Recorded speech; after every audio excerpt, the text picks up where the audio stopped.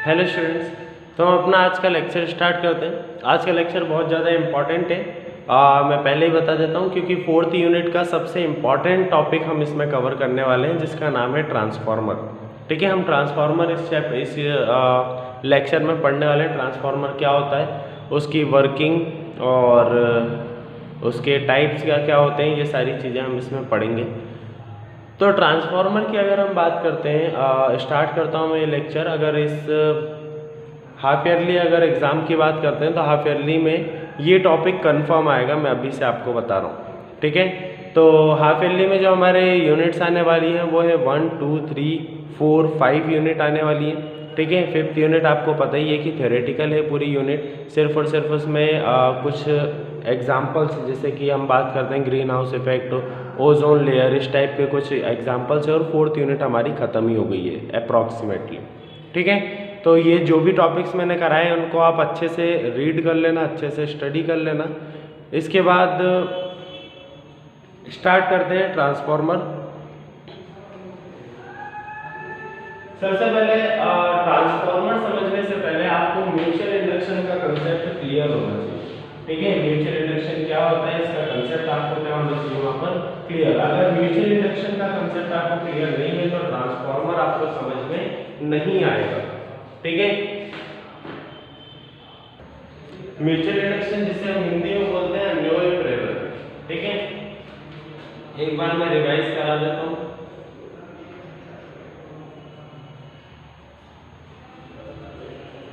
Self induction and mutual induction. ठीक है, दोनों चीजें हम पढ़ते हैं यहाँ पर। सेल्फ इंडक्शन क्या है? अगर हम सेल्फ इंडक्शन की बात करते हैं तो मान लो कि मैंने आपको Faraday law of electromagnetic induction बताया था। Faraday law of electromagnetic induction ही अगर मैं एक कॉइल में लगाता हूँ, Faraday law of electromagnetic induction क्या था? फैराडे का विद्युत प्रेरण का नियम क्या था? विद्युत चुंबकीय प्रेरण का नियम क्या था? वो ये था कि अगर आप किसी कॉइल और मैग्नेट के बीच में रिलेटिव मोशन करवाते हो तो वहां पर मैग्नेटिक फ्लक्स में क्या आएंगे? चेंजेस आएंगे। ठीक है, अगर आप कॉइल और चुंबक के बीच में किसी भी तरीके की गति कराते हो, ठीक है, संबंधित गति कराते हो, तो उसमें क्या आएंगे? वहां पर उसके चुंबकीय फ्लक्स में परिवर्तन आएगा और उसी परिवर्तन की वजह से वहां पर क्या इंड्यूस होगा? वहां पर बनेगा विद्युत वाहक बल। ठीक है, वहां पर प्रोडक्शन होगा ईएमएफ का।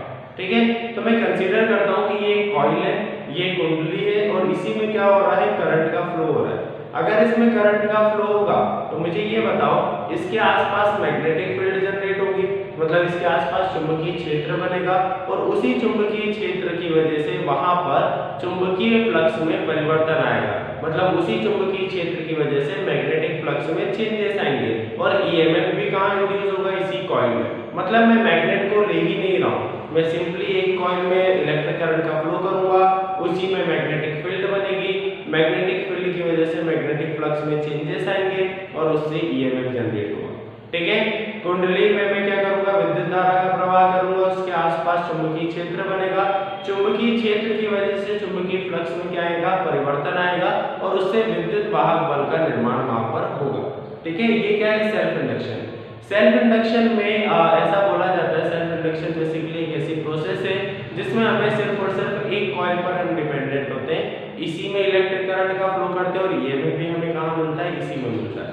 म्यूचुअल इंडक्शन की बात करते हैं, अन्योन्य प्रेरण की बात करते हैं।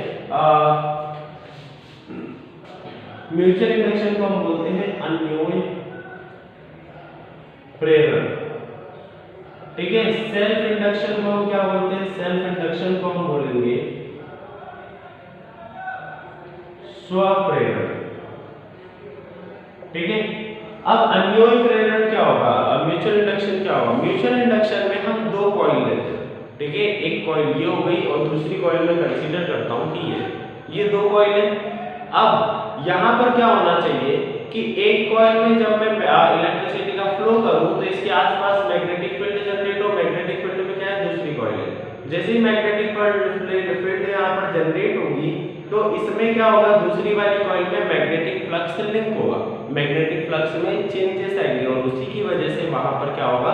ईएमएफ जनरेट होगा। मतलब यहाँ पर हो क्या रहा है? यहाँ पर दो कॉइल का हम यूज कर रहे हैं, एक में करंट फ्लो करेंगे, दूसरे में ईएमएफ जनरेट होगा। एक दो कुंडलियों का हम यहाँ पर प्रयोग कर रहे हैं।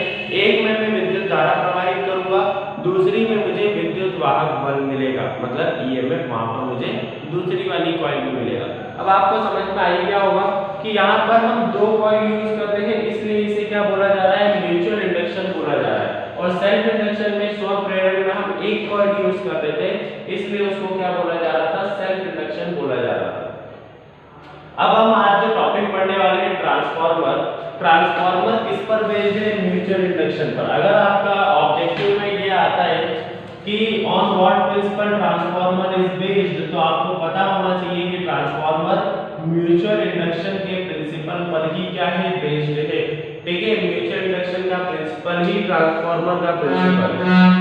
इसे हम हिंदी में भी ट्रांसफार्मर ही बोलेंगे।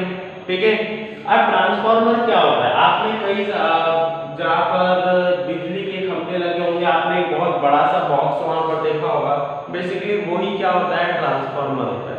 ठीक है, एक मैं डायग्राम बनाता हूँ, ब्लॉक डायग्राम ट्रांसफार्मर का, वो कुछ इस तरीके से बनेगा।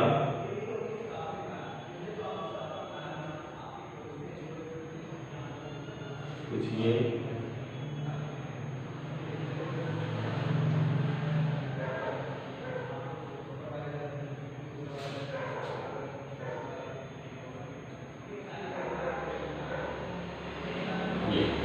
ठीक है, कुछ इस तरीके से हम क्या बनाएंगे, यहाँ पर क्या बना है, ट्रांसफार्मर का ब्लॉक डायग्राम। ये हो गया हमारा ट्रांसफार्मर। इसके सारे में आपको पार्ट्स बता देता हूँ। इस वाली कॉइल को, जिस कॉइल में हम करंट का फ्लो करते थे, उस कॉइल को हम क्या बोलेंगे, प्राइमरी कॉइल। क्या बोलेंगे हम, प्राइमरी कॉइल। सेकेंड, जिस कॉइल में हमें ईएमएफ मिलेगा, उस कॉइल को हम क्या बोलेंगे, सेकेंडरी कॉइल। Secondary coil. ठीक है, प्राइमरी कॉइल और सेकेंड क्या हो गई यहाँ पर, सेकेंडरी कॉइल। बीच में ये जो मैंने पार्टीशंस दिए हुए हैं, इसे हम बोलेंगे लैमिनेटेड कोर। Laminated core. ठीक है, ये तीन पार्ट्स हो गए, कुछ मिस तो नहीं हो रहा है, एक बार मैं देख लेता हूँ।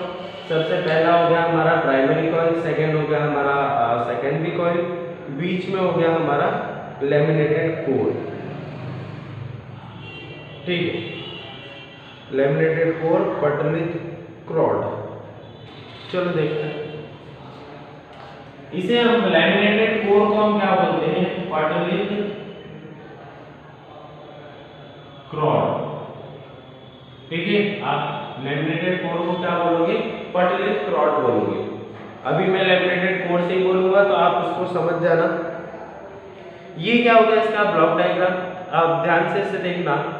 सिंपली मैं क्या कर रहा हूँ, प्राइमरी कॉइल और यहाँ पर सेकेंडरी कॉइल जो है, प्राथमिक कुंडली जो है और द्वितीयक कुंडली जो है, इन दोनों में म्यूचुअल इंडक्शन के कंसेप्ट पर बेस्ड है। तो आपको पता है कि जब मैं इसमें इलेक्ट्रिक करंट का फ्लो करूंगा तो ईएमएफ जनरेट किस में होगा, सेकंड वाले में जनरेट होगा। इसी बेस पर देखो, ट्रांसफार्मर, सबसे पहले तो मैं ये बता देता हूँ ट्रांसफार्मर डिवाइस क्या है। ट्रांसफार्मर एक ऐसा डिवाइस है जो कि अल्टरनेट वोल्टेज को क्या करता है, कंट्रोल करता है। ठीक है, अल्टरनेट वोल्टेज को कंट्रोल करने वाले डिवाइस को हम क्या बोलेंगे, ट्रांसफार्मर। मतलब कोई भी अल्टरनेट वोल्टेज आ रहा है, उसे ज्यादा करना, कम करना, इसी को क्या बोलेंगे, इसके लिए जिस डिवाइस का यूज किया जाता है उसका नाम है ट्रांसफार्मर। मतलब ये वोल्टेज को ज्यादा भी कर सकता है और कम भी कर सकता है। हिंदी में अगर बोले तो ट्रांसफार्मर एक ऐसी युक्ति है जो एसी वोल्टता को बढ़ा देता है या घटा देता है। इसका कार्य अन्योन्य प्रेरण के सिद्धांत पर निर्भर करता है, आधारित है। ठीक है, तो अब इसमें क्या हमें समझ में आया कि अगर देखो एक ब्लॉक डायग्राम में सिंपली बनाया कि ये अल्टरनेट वोल्टेज मैंने ट्रांसफार्मर को दिया, ट्रांसफार्मर इसको क्या कर देगा, या तो बढ़ा देगा या तो घटा देगा। यही आया समझ में, और इसके अलावा कुछ समझ में हमें नहीं आया। हमें क्या समझ में आया कि अगर मैं वोल्टेज किसको देता हूँ, ट्रांसफार्मर को दूंगा, तो ट्रांसफार्मर या तो उस वोल्टेज को बढ़ा देगा या तो उस वोल्टेज को कम कर देगा। ये बेसिकली प्रिंसिपल है किसका यहाँ पर, ये बेसिकली काम है किसका यहाँ पर, ट्रांसफार्मर का। ठीक है, अब अगर आप प्रिंसिपल की बात करोगे, प्रिंसिपल क्या है इसका, तो principle of transformer is mutual induction. Mutual induction ही इसका प्रिंसिपल है। लेकिन आपको सिर्फ वहां पर म्यूचुअल इंडक्शन नहीं लिखना, आपको म्यूचुअल इंडक्शन को वहां पर एक्सप्लेन भी करना है। दैट इज कि कभी भी आप अगर प्राइमरी कॉइल में करंट का फ्लो करोगे तो उससे मैग्नेटिक फ्लक्स लिंक होगा सेकेंडरी कॉइल में और ईएमएफ जनरेट होगा सेकेंडरी कॉइल में। क्लियर है? ये बेसिकली प्रिंसिपल है इसका ट्रांसफार्मर का। ट्रांसफार्मर बहुत ज्यादा इंटरेस्टिंग टॉपिक है, इसके बारे में पढ़ेंगे, अभी आगे देखते हैं इसके टाइप्स वगैरह। अब एक बात आपको याद रखनी है, वो क्या है?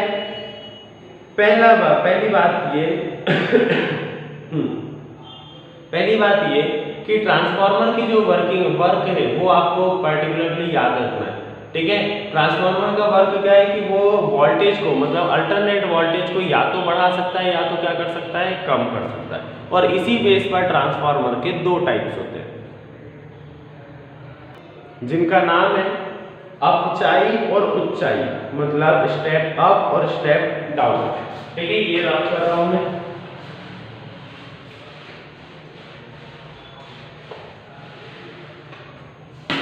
मैं यहाँ पर दोनों का डायग्राम बना रहा हूं।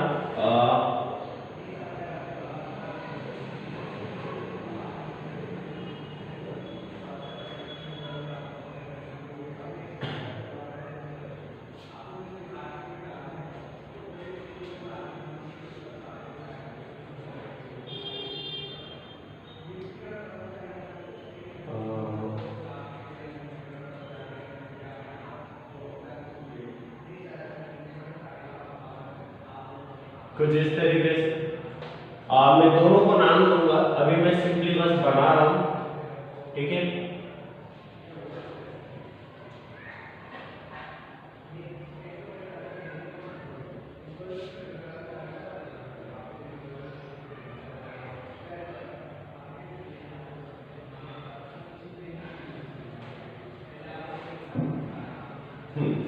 तो यहाँ पर क्या हो गया, मैंने दो को, अब आपको यहाँ पर साफ साफ दिख रहा होगा कि मैंने इसमें नंबर ऑफ टर्न्स, जो नंबर घुमाव है इसमें प्राइमरी कॉइल में प्राथमिक कुंडली में ज्यादा बनाया है, द्वितीय कुंडली में सेकेंडरी कॉइल में कम बनाया है।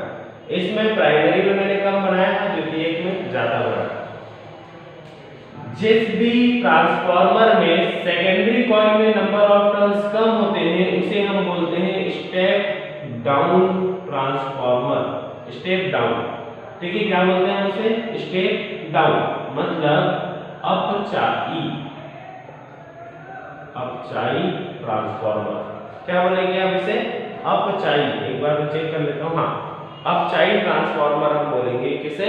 जिसमें प्राइमरी कॉइल में नंबर ऑफ टर्न्स ज्यादा होते हैं। देखना मैं कैसे लिख रहा हूं, number of turns in primary coil is greater than number of turns in secondary coil, ठीक है? जो घुमाव है वो प्राथमिक कुंडली में ज्यादा है और द्वितीय कुंडली में यहाँ पर कम है। यहाँ पर अगर मैं वही बात करता हूँ तो यहाँ पर प्राथमिक कुंडली में number of turns in primary coil is less than number of turns in secondary coil, इसे हम बोलेंगे स्टेप डाउन ट्रांसफार्मर। क्या बोलेंगे हम इसे? स्टेप डाउन ट्रांसफार्मर, ठीक है? स्टेप अप, एक बार डाउन हो चुका है तो स्टेप अप ट्रांसफार्मर, हिंदी में इसे बोला जाता है उच्चाई ट्रांसफार्मर। आया समझ में? एक हो गया हमारा स्टेप डाउन और दूसरा हो गया हमारा स्टेप अप ट्रांसफार्मर। क्लियर है? दोनों में अंतर पता चला? अंतर नहीं पता चला, मैं बताता हूं।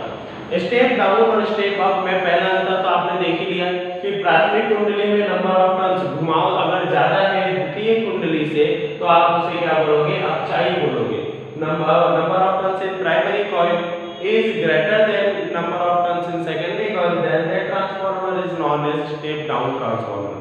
If the number of turns in primary coil is less than number of turns in secondary coil, then that transformer is known as step up transformer, ठीक है? अगर प्राथमिक कुंडली में नंबर ऑफ टर्न्स घुमाव जो है वो कम है द्वितीय कुंडली से तो आप उस ट्रांसफार्मर को उच्चाई ट्रांसफार्मर बोलोगे। अब यहाँ पर इनकी वर्किंग क्या होगी? स्टेप डाउन, जैसा कि आपको दिख रहा है, डाउन मतलब नीचे, मतलब ये क्या करता है? अल्टरनेट वोल्टेज को घटा देता है।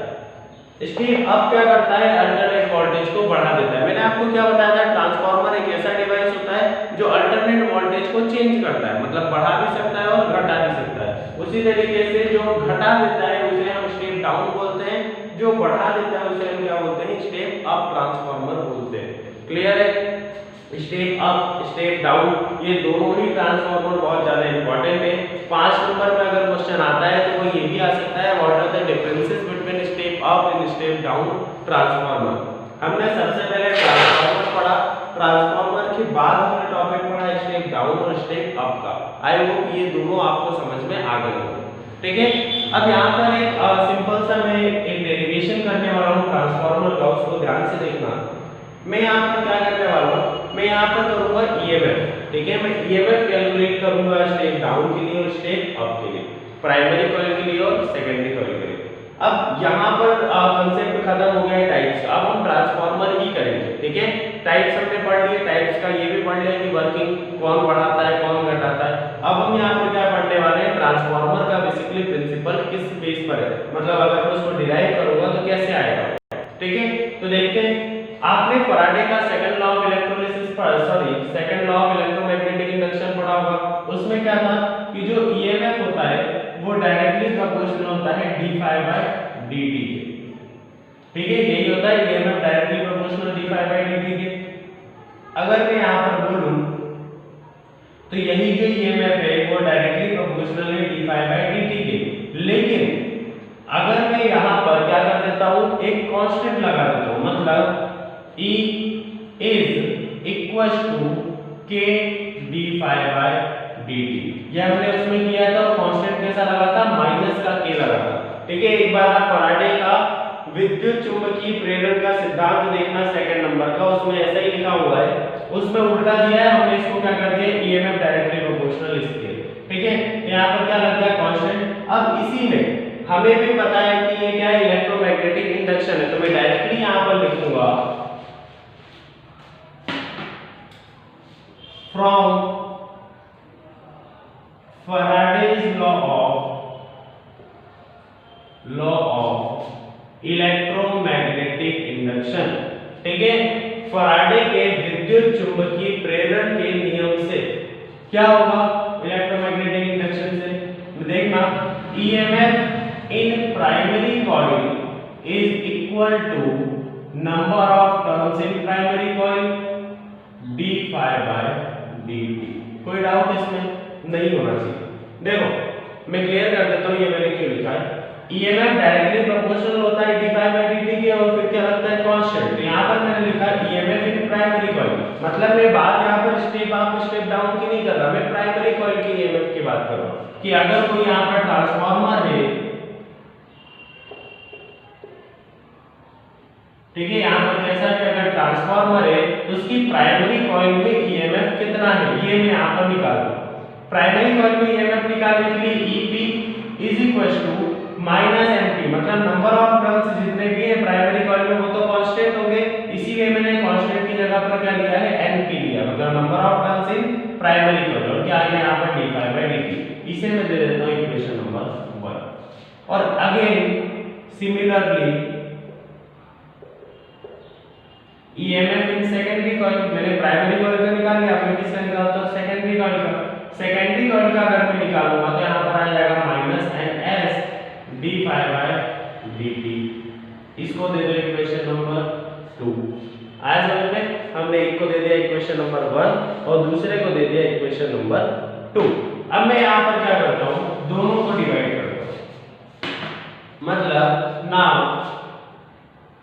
इक्वेशन 2 डिवाइडेड बाय इक्वेशन 1, दोनों को मैं डिवाइड करता हूं तो ये हो जाएगा ES अपॉन में EP इज इक्वल टू, पूरी टर्म लिख देता हूं मैं तो माइनस NS d∅dt अपॉन में माइनस का NP d∅ dt।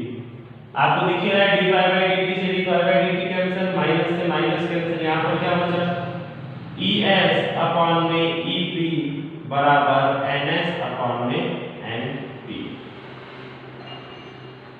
इसमें कोई डाउट किसी को नहीं होगा। ठीक है, सिंपली अगर कोई डाउट आता है, आपको किसी भी स्टेप में कोई डाउट आता है तो आप मुझे वहां पर मैसेज करके बता देना, तो मैं अगले लेक्चर में उसको एक्सप्लेन कर दूंगा।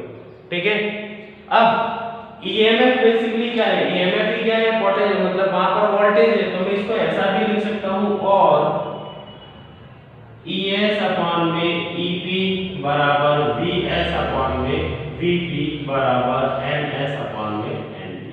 ठीक है, जो वहां पर वोल्टेज होगा वो भी बिल्कुल ऐसे ही निकलेगा। मैं इस वाले पार्ट को रफ कर रहा हूं क्योंकि आगे का हमें डेरिवेशन देखना है। अब अगर मैं पावर निकालता हूं, मैं मानता हूं यहां पर कि जो पावर लॉस इन ट्रांसफार्मर है, मैं ऐसा थ्योरेटिकली मानता हूं कि जो पावर लॉस इन ट्रांसफार्मर है वो कितना है, 0। ठीक है, मतलब ट्रांसफार्मर में किसी तरीके से कोई पावर लॉस हो ही नहीं रहा है। तो इसका मतलब क्या होगा, इसका मतलब ये होगा कि प्राइमरी कॉइल में जितनी पावर थी उतनी ही पावर किसमें होगी, सेकेंडरी कॉइल में। तो इसलिए मैं मानता हूं यहां पर power in primary coil is equal to power in secondary coil. Power का फार्मूला क्या होता है, पावर का फार्मूला होता है V into I। तो प्राइमरी कॉइल क्या है, तो Vp into I P is equal to secondary coil में भी Vs into I S। क्या किया यहाँ पर, power in primary coil is equal to power in secondary coil. क्यों, क्योंकि पावर लॉस बिल्कुल हो ही नहीं रहा है। पावर का फार्मूला होता है V into I, यहाँ पे पढ़ा होगा पहले कि product of potential difference and current is known as power. ठीक है, तो V into I यहाँ पर भी हमने V into I कर दिया। अगर मैं इसको व्यवस्थित लिखना चाहूँ तो Vp अपॉन में Vs, Vs को इधर लिख रहा है, Ip को मैंने इधर भेजा, तो ये क्या होगा, Is अपॉन में Ip। ठीक है, इसको अगर मैं इक्वेशन नंबर 3 मानता हूँ तो फ्रॉम इक्वेशन 3 एंड 4 ध्यान से देखो, Vp अपॉन में Vs, ठीक है, ये क्या है, Vp अपॉन में Vs है, और मैं इसको लिख सकता हूँ Vs अपॉन में Vp, Vs अपॉन में Vp इज इक्वल टू, ये भी उल्टा हो जाएगा, Ip अपॉन में Is। इसको तो इक्वेशन नंबर 4। ठीक है, फ्रॉम इक्वेशन 3 एंड 4। अब यहाँ पर देखो Vs अपॉन में Vp Ip अपॉन में Is के बराबर है, और Vs अपॉन में Vp इन दोनों के भी बराबर है। तो मैं बोल सकता हूँ ये चारों ही बराबर है, इसलिए मैं यहाँ पे लिखता हूँ, और आप या तो V वाली टर्म लिख लो या तो E वाली। तो मैं यहाँ पर लिखता हूँ Vs अपॉन में Vp is equal to Ns upon में Np, Ns अपॉन में Np is equal to Ip upon में Is। ये है यहाँ पर प्रिंसिपल। ठीक है, तो इसको थोड़ा अच्छे से देख लेना, Vs अपॉन में Vp, Ns अपॉन में Np is equal to Ip upon में Is। ये तीनों का रेशियो है, वोल्टेज का, नंबर ऑफ टर्न्स का, और उसके बाद लास्ट क्या बताया है यहाँ पर, करंट का। ठीक है, current in primary coil and current in secondary coil. तो इस तरीके से यहाँ पर हमने डिराइव किया है प्रिंसिपल ऑफ ट्रांसफार्मर। ठीक है, अगला टॉपिक हम नेक्स्ट लेक्चर में पढ़ेंगे। Thank you.